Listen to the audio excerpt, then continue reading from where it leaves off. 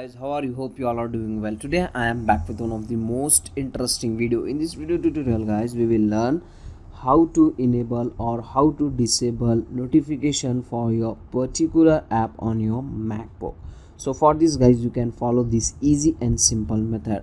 So just right click on your Apple icon. From here you need to open the system settings. In this system settings, from the left panel select notifications, and in the right panel here you can get your all apps on your MacBook. As you can see guys, if you want to enable or disable the notification for particular app only, just you need to open that app like this. From here you can easily able to enable and disable the notification. I have opened Google Chrome.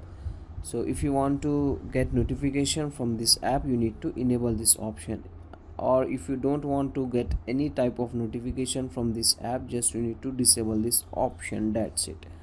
Okay, so from here you can easily able to do these settings.